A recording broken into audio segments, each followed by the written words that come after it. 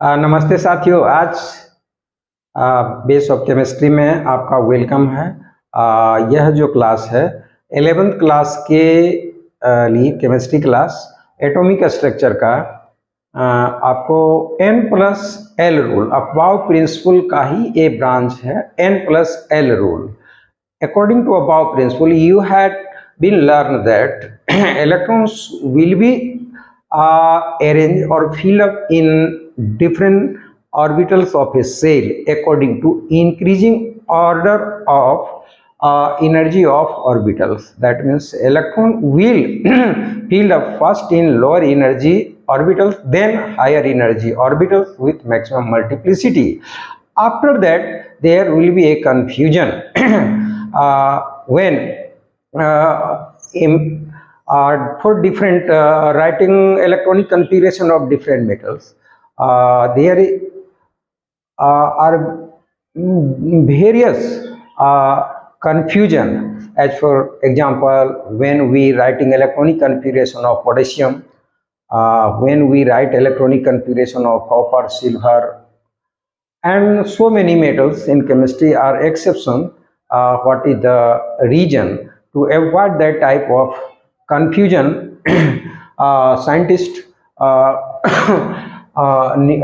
एक principal format किया है जिसे N+L रूल। इसमें कहा गया है कि according to this rule the orbital with lower energy lower value of N+L is filled up first. करा कि जब हम प्रिंसिपल n मतलब principal quantum number, l means azimuthal quantum number, अगर एक से ज़्यादा एल में ये ऑर्बिटल है जिसमें n का वैल्यू और l का वैल्यू दोनों को पहले सम करते हैं, और सम करने के बाद जिस एटम के ऑर्बिटल के लिए n+l का सम लोअर होगा, पहले इलेक्ट्रॉन उसी में फुलफिल होगा। ठीक है। आफ्टर दैट अब करा then two orbitals have same value of N+2। कभी कभी यह भी हो जाता है कि दो या मोर देन टू ऑर्बिटल्स, दो या दो से ज़्यादा ऑर्बिटल के लिए n का वैल्यू N+L का वैल्यू सेम हो जाए। अभी क्या था कि N+L का वैल्यू अगर कम है तो कम वाले में इलेक्ट्रॉन पहले अरेंज होगा, फिलअप होगा। लेकिन कभी कभी ऐसा होता है कि किसी भी एलिमेंट के लिए N+L का वैल्यू ऑर्बिटल के लिए N+L का वैल्यू सेम हो जाता है। तब उस केस में इलेक्ट्रॉन कहाँ जाएगा और हम कैसे इलेक्ट्रॉनिक कॉन्फ़िगरेशन लिखेंगे? तो वही करा व्हेन टू और more than two orbitals have same value of N+L rule. N+L मतलब principal quantum number and azimuthal quantum number का सम दो या दो से ज़्यादा ऑर्बिटल के लिए सेम हो जाए, then orbital with lowest value of n, तब हम उसमें इलेक्ट्रॉन को फुलफिल करेंगे जिसके लिए n का वैल्यू लो हो, फील्ड अप फर्स्ट, तो उसी को हम पहले फुलफिल करेंगे। इसको आप लिख लीजिए। उसके बाद मैं इसका एग्जाम्पल देकर आपको अभी बताऊंगा कि सबसे पहले N+L का वैल्यू किसके लिए क्या होगा, ये पहले देखना है। ठीक है, तो आप ये करिए।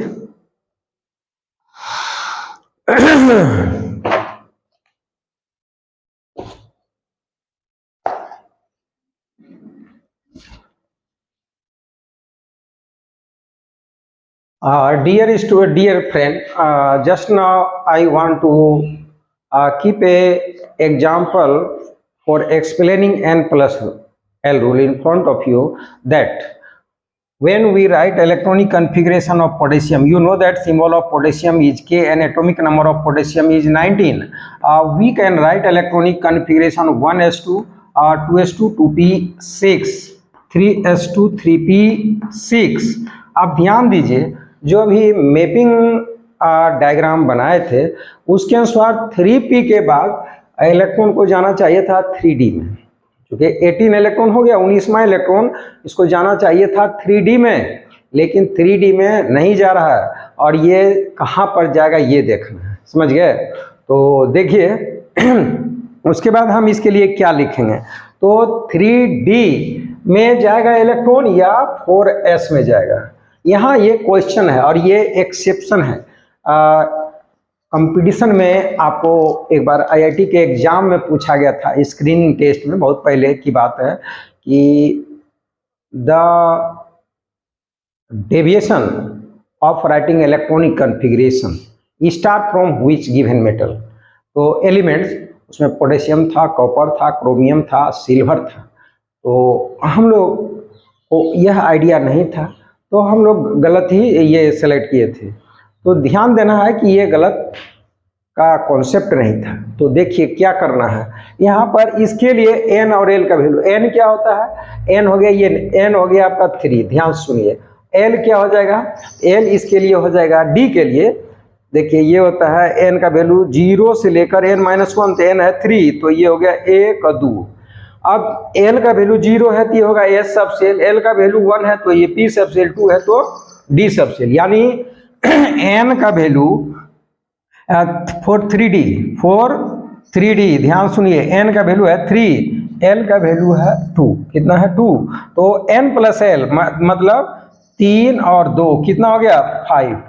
देखिए हम पहले ये लिख लिए, ये डिसाइड करेगा कि 4s में जाएगा कि 3D में जाएगा। तो आइए अब 4 के लिए 4s के लिए, तो यहाँ पर n है आपका 4, l क्या हो जाएगा 0, 1, 2, 3, 3 को n-3 होता है, n-1, तो 3 को वैल्यू आ गया, देखिए 0 आ गया, ये s सब सेल होगा यानी 4s, L का वैल्यू 1 है तो ये P सब सेल, L का वैल्यू 2 है तो ये D सब सेल, L का वैल्यू 3 है तो F सब सेल। अब देखिए ये है 4s के लिए L का वैल्यू कितना है 0, तो अब यहाँ पर करिए n प्लस L का वैल्यू, ठीक है, तो n तो आपको आ गया 4, ये कर दीजिए, और s का वैल्यू सॉरी L का वैल्यू कितना आ गया s के लिए 0, यानी देखिए ये 4 आया, यहाँ पर n प्लस L का वैल्यू था 5 और यहाँ पर n प्लस L का वैल्यू कितना था आपको 4,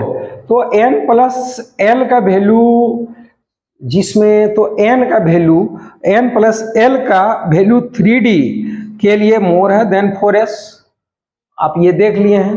तो उसी में पहले इलेक्ट्रॉन जाएगा 3D में, नहीं जाके 4s में, जिसके लिए n प्लस L का वैल्यू कम हो, एक केस। तो हम यहाँ पर पोटेशियम का ये आप लिख लीजिए, देखिए मैं एक बार फिर बता दे रहा हूँ, ध्यान सुनिए। कह रहा कि regarding writing electronic configuration of potassium we have observe that there is a question, ये doubt, where electron last electron of potassium should be filled up in 3D और 4s। To avoid that type of question problem, n plus rule should be applied. According to n plus rule, we have to recognize value of n and value of L. For 3D, we have to calculate n is equal to 3 and L is equal to 1. L is equal to 0, 1 and 2. Then if value of L is equal to 2, then it will be D subcell, and D subcell के लिए L का value 2 है, N का value 3 है, तो N plus L यानी 3 + 2 = 5। तो आप देखिए N प्लस L का वैल्यू जिसका कम होगा पहले उसमें इलेक्ट्रॉन जाएगा, पहली बात। तो N प्लस L का वैल्यू 3D में अगर देते हैं तो वहां पर आ गया 5। अब हम 4s में आते हैं, ये 4s में n का वैल्यू 4 है, L का वैल्यू 0 है, तो 4 + 0 यानी 4 + 0 ये हो गया 4। तो यहाँ पर देखिए ये n प्लस L का वैल्यू 4s के लिए ये 4 हो गया, यहाँ पर 5 हो गया, तो हम इलेक्ट्रॉन पहले 4s में फुलफिल करेंगे। तो अब हम यहाँ पर दिखाना चाह रहे हैं कि पोटेशियम का जो इलेक्ट्रॉनिक कॉन्फ़िगरेशन लिख रहे थे, तो ये हो जाएगा 3p6 4s1। देखिए ये हो गया 4s1, this is the correct electronic configuration of potassium, समझ गए। अब हम एक एग्जाम्पल लेंगे।